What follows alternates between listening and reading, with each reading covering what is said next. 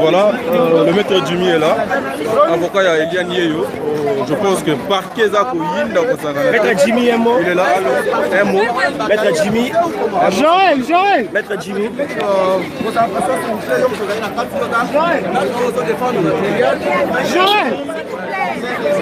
Joël. Nous attendons, on est encore soyez calme et appréciez. Pour les gens de Sokoyeba, vous allez la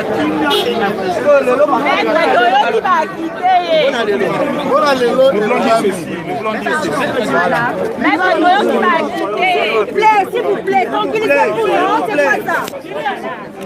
Ah, voilà, pourquoi la caméra n'a pas eu. Oh.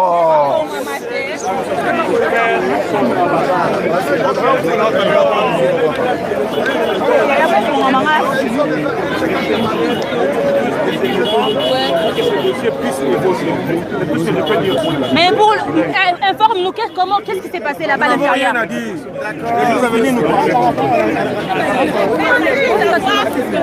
Mais bon, l'eau bassin. Nous avons un de ces quatre matières, le parcours va informer.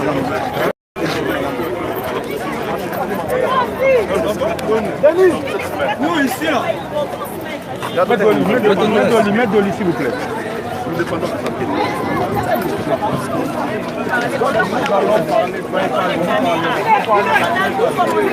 Nous allons parler, soyez calmes.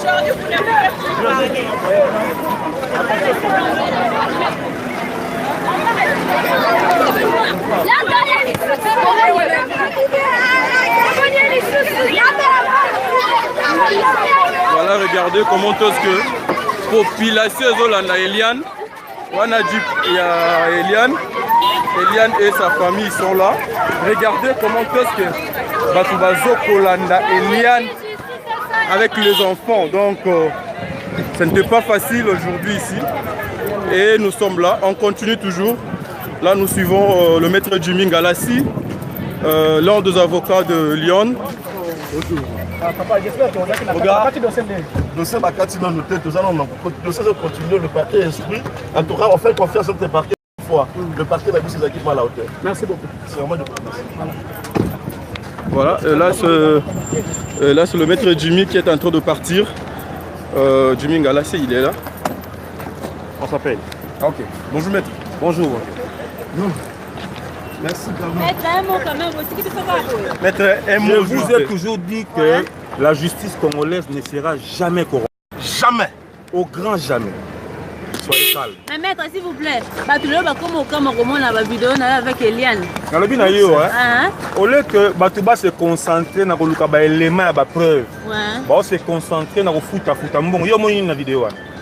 Joël, est-ce que dans le bien, cliente nanga robien nanga nazali na vandi na salle à manger na zolia apesa nga information que talaboy yo mona jango sengle vous a débardé d'abord premièrement bo swapé téléphone na ye bo zu sim na ye bo bloqué téléphone na ye moyen ko na ba donner date parce que bo yedi pourquoi tout le monde à la calme et puis nous à la calme. Le pasteur Moïse est parti.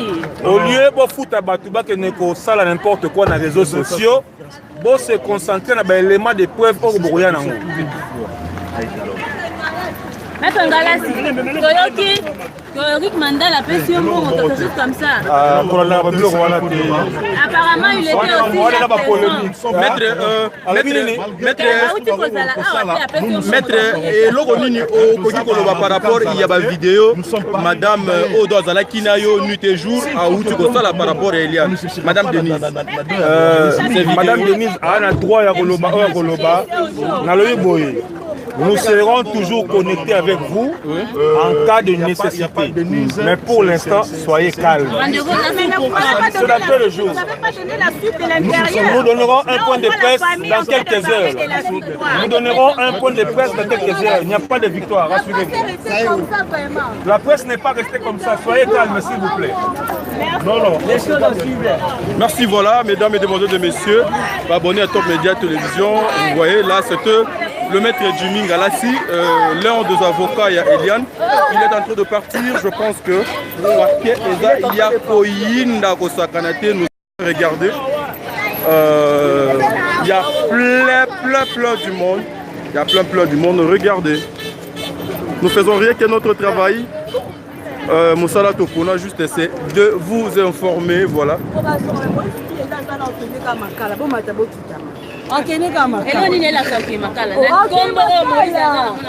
Komboni Kabila Tshisekedi Kamere ok makala oh ba conseiller kutu ba okanga ba kota makala bongo ye mukeba ikutu honorable ba kote makala bongo Moïse Mbia zana faut héritier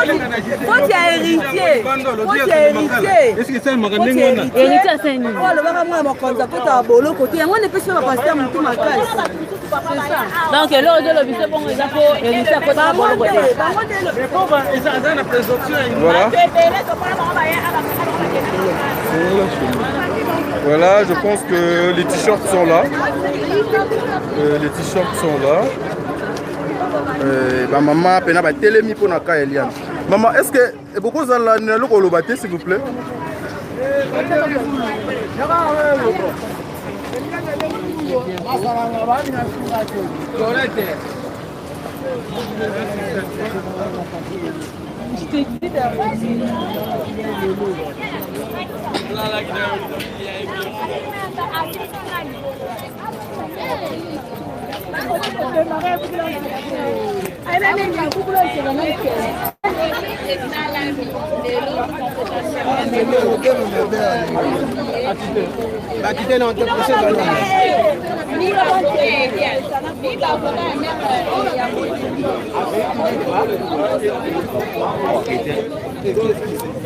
Voilà, chers internautes, il y a Top Média TV Télévision, quand on a que nous sommes toujours au cœur de l'information. Nous cherchons toujours à vous informer en temps réel. Regardez derrière moi, tellement belé, caméraman, journaliste, mobilisés juste pour vous informer. Enfin, le pasteur était ici, Ayaki pour répondre à l'invitation. Je pense que pour ceux et autres, continuez et restez branchés sur Top Média TV Télévision. Nous allons vous donner l'exclusivité. Yamakambounion sur Ezoleka Awa, Awa, parce que nous sommes non loin de Yamakambo Oyo. Et voilà, je pense qu'aujourd'hui, Bissotozo Supa Awa, dans le souci toujours de vous informer. Supa Awa, ceux qui nous Monsieur Zali, Tokoya, Tokoluka Bino, Tokoluka Famille et Tokoluka Moyen, to répondre et voilà, un mot. Heureusement, le pasteur Moïse était là depuis 7 heures. Donc, il y a maintenant, procès va suspendre, pour éviter ma on est toujours là, on a toujours commencé à la là. On n'est pas pour Moïse, on n'est pas pour Eliane, on est là, tout dans la 4-4. Comme il se doit, mais on vous laisse quand même comprendre quand les mamans qui avocat Galassi, qui va avocat sous côté à pasteur Moïse en tout cas, attaque mon côté à lui quelque chose. Par rapport à l'analyse et lecture, il y a Mayele. Aujourd'hui, procès bon, procès ma bête, ils ne peut bien te prendre en gaille. Dans le sens parce que, dans le sens n'est pas aussi dans ta suite, mon côté. Bangonio, c'est pas le nom, to éviter, suite vraiment les animes. Mais, après, suite, les moutons, donc, le pasteur Moïse Mbie, Azala qui est un peu stressé, abandonné au banga, ma preuve au Eliane Ayakina. Contrairement à ce que la dame Denise a dit, donc Moïse Azobanga. Donc, puisque tu as ébélé, tu as écouté Bimawa, ce que tu as vraiment dans l'autre côté.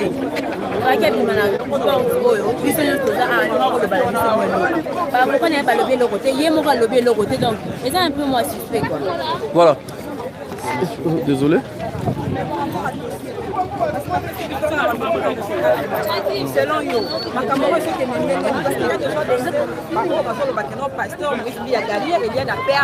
pourquoi? Parce que les gars qui déjà tournent à la télévision, ça la conférence de presse, sans pour autant faire sa finalité à dossier Oyo. N'habitez au Colorado. Moutapage, le dossier comme tu as gagné le dossier à Zaki. Juste Balbi, un de ces 4 matins, qui veut dire que entre Bamou et Malé, il est membre aussi de l'institution. Donc, il faut pas récolter sur l'élément à ma casse pour que Bazon a dit pour que Bassam va bien, pas tout à fait bien, la opinion de la public pour les arts. Donc,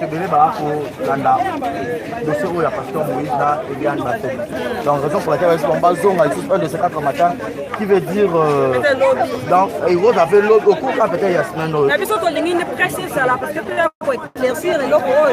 mais baba qui dossier apparemment ça c'est secret ils ont instruction ou après ça qui bango jusqu'à ce que pour sa presse pour débat comme peut-être comment on appelle médiatique pas médiatisé en gros mais justement la question a vu ce temps que la presse étant que la 4e pouvoir on retourne à Ranango dans Motilio le monde parce que pasteur Moïse Aza pasteur à Moukete Aza dans chantre de l'éternel le plus pasteur encore du Cambo Oyo et que tu sais la communauté congolaise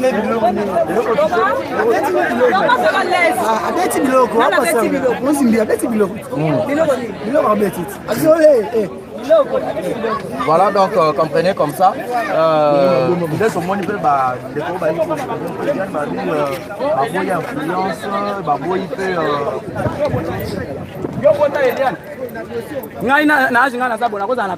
peut-être bakopesa 55 ans est-ce que toza ba ameke toza ba mikolo etalibino te mama ba mwana leki na TV alebeke mwana ngazaki na 18 ans yo leki na TV olingo o désinformer moto yo moto bota ye donc tokosala na justice tosala musala nango et continuer toujours kosala ba misala seigneur justice et non que elandela kanyaka elandela ba lokoto ba c'est par rapport à corruption mais mutambo on va s'en arranger tout le monde essaie mutambo on va s'en arranger na sama na mutambo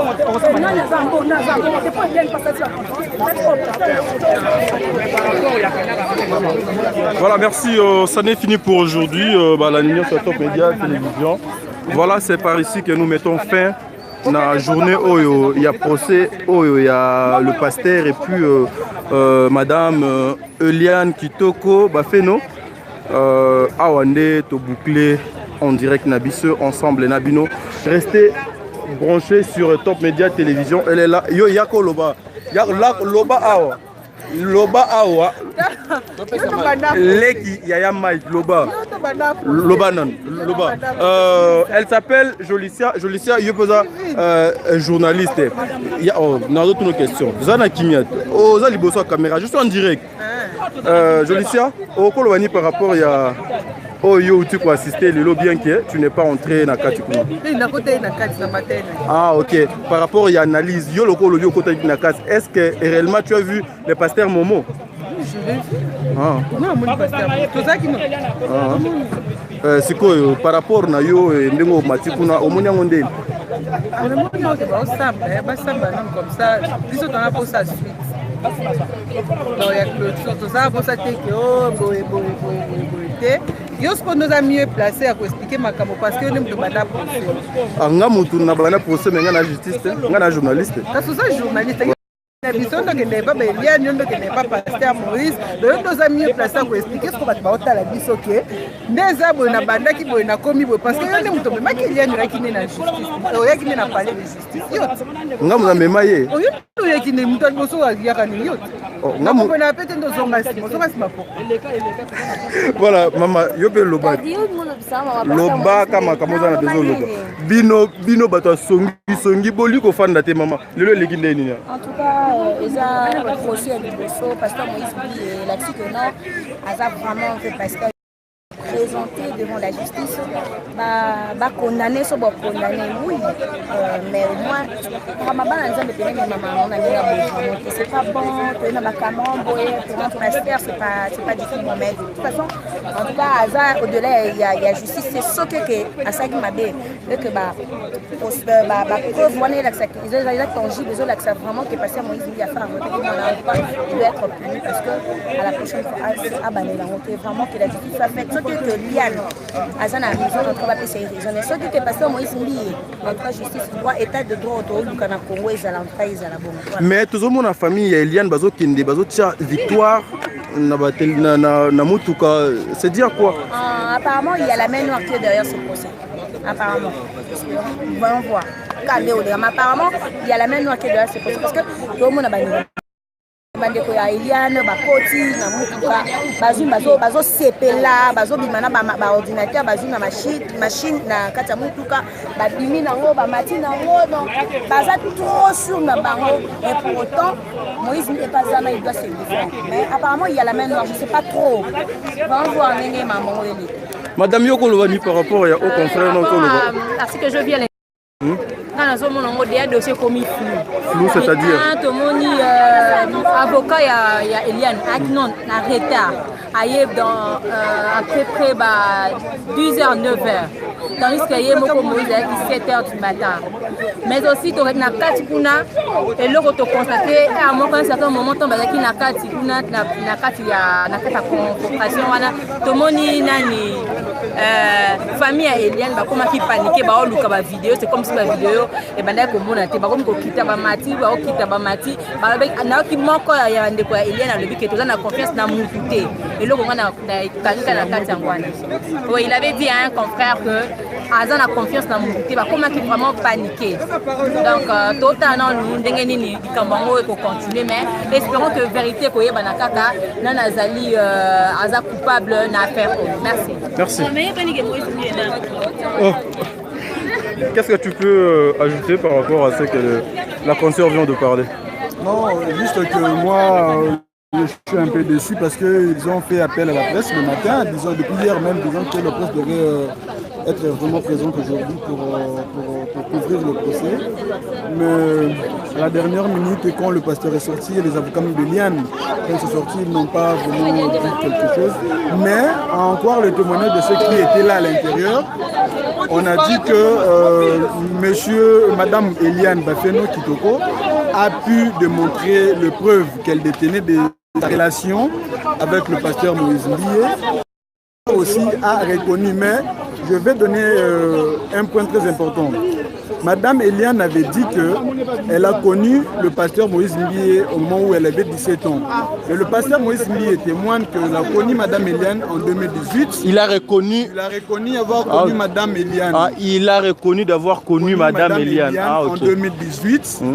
Ce qui signifie qu'à 2018, Eliane n'avait pas 17 ans, elle avait déjà 18 ans. Dans ce cas, l'accusation viol sur mineur va tomber. Il resterait que l'avortement et autres. Mais le juge ont dit que Madame Eliane, l'auteur et les enquêteurs du parquet doivent descendre à l'hôpital, avoir de preuves si réellement Madame Eliane était droguée pour son avortement. Voilà ce que je peux ajouter. Merci. Voilà, merci Bobette. Naïbi que tu as mal à l'aise au Sakanate. Et comment nous avons Bobette? Et comment nous avons qui a procès à le pasteur Moïse avec Eliane. Ngai penelo kamusinga na ngina bakisa. Comment est-ce que l'avocat va aussi na kati? Au moins l'avocat Eliane balobi na biso molomo mais ya pasteur Moïse bazakanda balobi te. Bazakanda mbangu kana miki. On dirait c'est na la voiture est encore là. Eh, tu sais qu'on a la quitté. Donc atika lina na kati. Éviter ce peu ba kosi biso que pasteur accueilli ou bien de mais la voiture de sa sœur est encore là.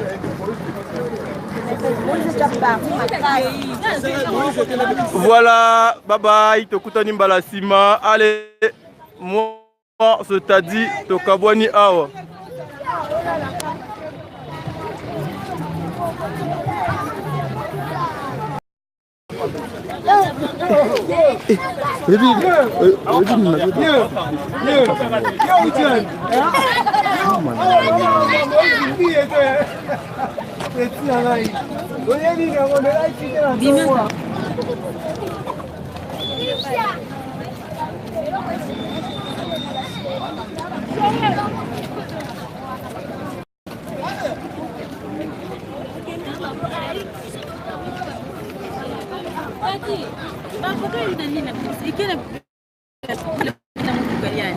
Tobenga bango, tokende kuma tana ba. Tobenga bango. Bokata de kuma. Te. Et aujourd'hui ni ko fuka na ngo. Mais on a ngo. Ya boka.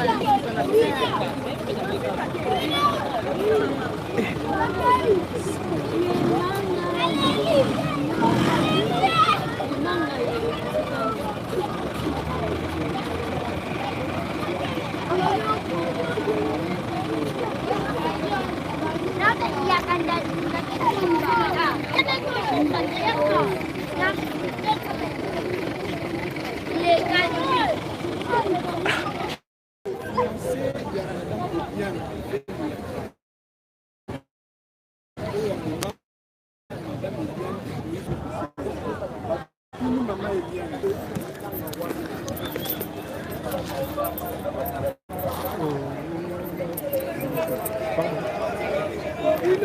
a bouffé une place d'offre Bima en direct.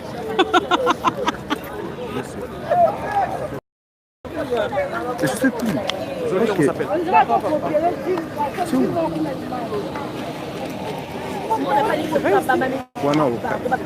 Wa eligo lo bakata.